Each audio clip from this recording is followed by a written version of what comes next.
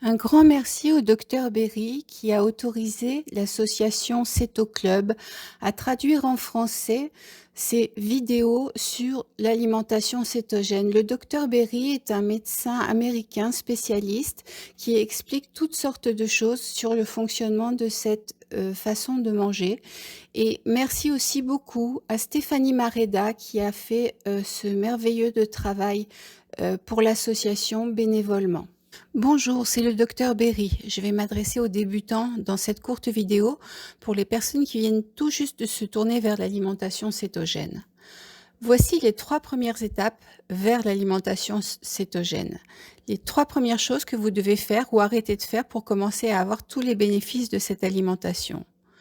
Si vous connaissez une personne novice, quelqu'un qui n'est pas sûr ou qui se demande même si c'est bon pour la santé, si c'est sûr, et si on lui a dit que ça abîmerait ses reins ou son foie, s'il vous plaît, partagez cette vidéo avec elle ou avec lui. Envoyez-la dans un message ou par email parce qu'ils ont besoin de cette information pour commencer à profiter de l'alimentation la plus naturelle qu'un être humain puisse manger. Alors, parlons de ces 3 étapes pour commencer l'alimentation cétogène, d'accord ? Tout le monde dans la société occidentale, lorsqu'il commence un projet, cherche une solution à un problème, ou si la personne est en surpoids, ou si elle fait de la résistance à l'insuline. C'est dans notre mentalité occidentale de penser que nous devons ajouter quelque chose à l'équation, n'est-ce pas? Je dois acheter quelque chose, je dois construire quelque chose, je dois ajouter quelque chose au système. Mais la beauté et l'efficacité de l'alimentation cétogène, c'est que vous n'avez pas besoin de ça. Vous n'avez pas besoin d'acheter quoi que ce soit. Pas de produits, pas de pilules, de poudre, de potions.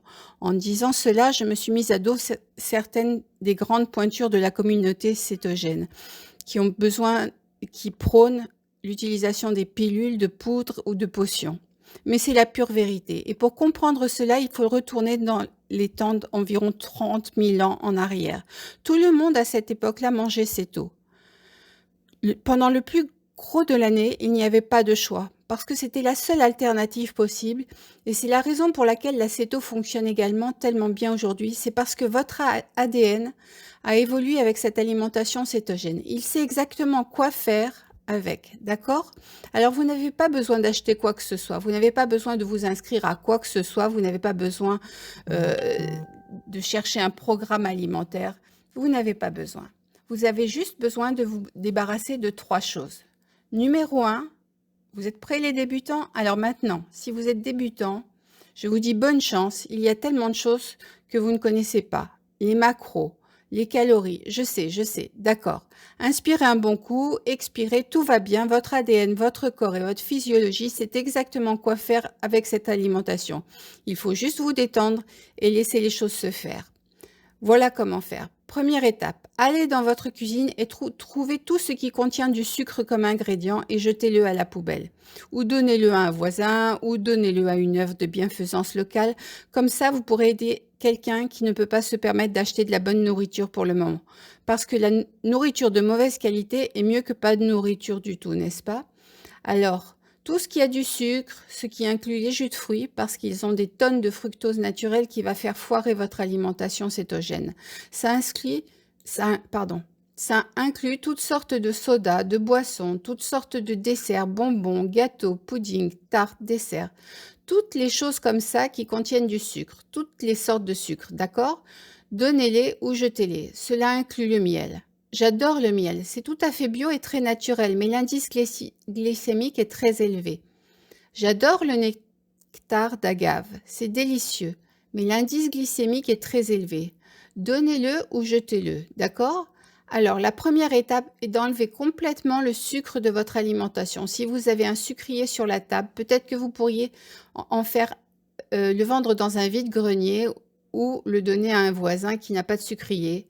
Ou alors donnez-le peut-être à un ennemi parce que le sucre est à ce point dangereux. Alors, la première étape, se débarrasser de tout le sucre dans votre maison.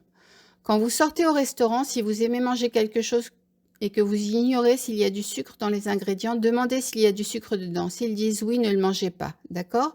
Parce que le sucre n'est pas céto. Aucune substance sucrée n'est céto. Ni les sucrants naturels comme le miel et le sirop de nectar ou la mélasse. J'adore aussi la mélasse, mais non. Aucun ne sont céto. Vous n'en avez pas besoin. Il n'y a rien de nutritif dans ces choses-là. Ça, c'est la première étape. La deuxième étape, êtes-vous toujours prêt pour la deuxième étape? Après vous être débarrassé de tout le sucre, la prochaine étape, vous pourrez le faire ça le lendemain, hein. Vous pouvez faire ça un jour à la fois si nécessaire, d'accord? Ça peut être fait graduellement, ça ne doit pas forcément être fait tout d'un coup. Alors la seconde étape est de vous débarrasser de toutes les céréales. La plus importante et la principale est le blé. Le blé est quelque chose qui fait partie de l'alimentation humaine depuis des millénaires. Mais pour 99,99% de l'existence des êtres humains sur cette planète, nous n'avons jamais mangé de blé une seule fois de toute notre vie. D'accord? Seulement dans les temps modernes de l'histoire, nous avons mangé un pourcentage significatif dans notre alimentation. Même il y a 5000 ans, le blé ne constituait qu'un petit pourcentage de notre alimentation. Le blé est inflammatoire, particulièrement le blé d'aujourd'hui. Il a été modifié par reproduction et croisement pour faire une céréale très riche en protéines, et c'est donc une protéine inflammatoire. Désolé pour les haltérophiles et les bodybuilders, mais ce n'est pas la protéine qu'il faut utiliser pour construire ses muscles. C'est donc le blé est la céréale la plus importante dont il faut se débarrasser. Une autre céréale est le maïs. Beaucoup de personnes ne réalisent pas que le maïs est une sorte de céréale. Vous n'avez pas besoin de maïs, débarrassez-vous-en. Ça va enflammer votre intestin qui va ensuite enflammer le reste de votre corps. Il va faire grimper la glycémie très haut. Ce n'est pas une bonne chose. Vous ne pouvez pas. Vous ne voulez pas ça. Le but de l'alimentation cétogène est de garder votre glycémie et votre insuline bas. Et vous ne pouvez pas faire ça si vous mangez beaucoup de maïs, particulièrement la crème de maïs de votre grand-mère. Même si c'est délicieux, vous n'en avez pas besoin. Ça ne contient pas de nutrition qui va vous aider pour votre santé. Alors, le blé, le maïs.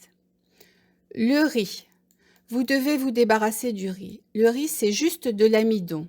Le blé, c'est juste de l'amidon. Et l'avoine, je sais. Votre grand-mère vous a dit que les flocons d'avoine, c'est le petit déjeuner le plus sain que vous puissiez prendre, n'est-ce pas? Désolé, dites respectueusement à votre grand-mère que vous préférez manger du bacon et des œufs.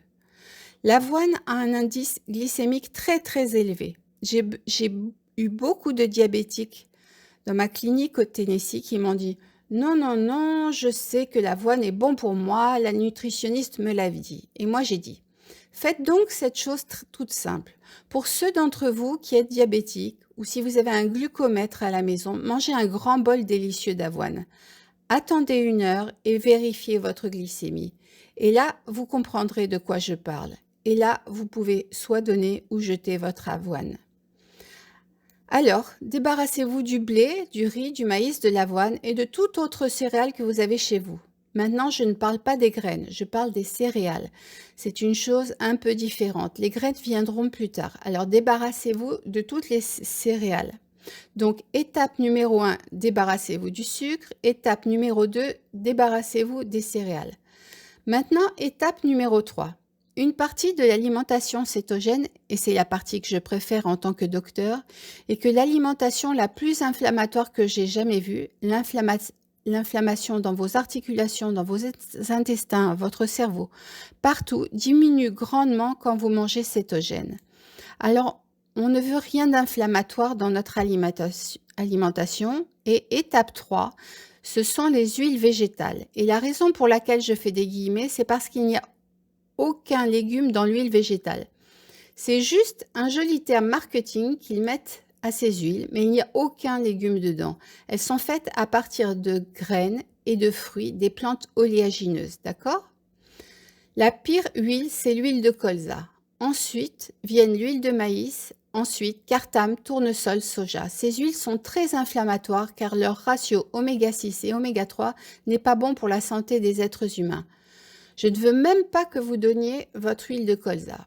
Si vous en avez, si vous avez quelque chose comme de la margarine et ses dérivés, ne les donnez même pas. Ne les donnez même pas à votre ennemi. Jetez ça à la poubelle. Ne le donnez pas à votre chien, ce n'est pas bon pour votre chien non plus. Si vous en mettez sur votre balcon, ça restera pendant des mois et même la moisissure n'en voudra pas. Jetez-la, jetez l'huile de colza, jetez l'huile de maïs, jetez l'huile de soja. Elles sont très inflammatoires et mauvaises pour votre système, d'accord? Maintenant, c'est les 3 grandes premières étapes vers une alimentation cétogène. Rappelez-vous que ce que j'ai dit plus tôt. Vous n'avez pas besoin d'ajouter des choses pour être cétogène. Vraiment, vous devez principalement, c'est retirer les poisons lents et les substances chimiques et inflammatoires de votre cuisine, hors de vos armoires, hors de votre frigo, hors de votre bouche, hors de votre vie.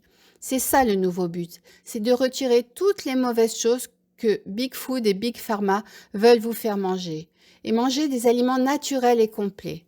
Et je vais peut-être faire une série de vidéos, mais ça, ce sont les 3 premières étapes pour les débutants. Si vous avez aimé cette vidéo, veuillez s'il vous plaît considérer l'option de vous abonner en appuyant sur le bouton s'abonner. Comme ça, chaque fois que je ferai une nouvelle vidéo, vous recevrez une petite notification. Vous pourrez la visionner si vous le voulez. Si vous ne voulez pas, vous cliquez juste sur le bouton stop.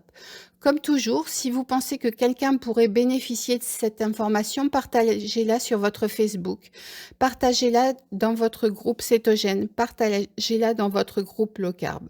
C'était le Dr Berry. À bientôt.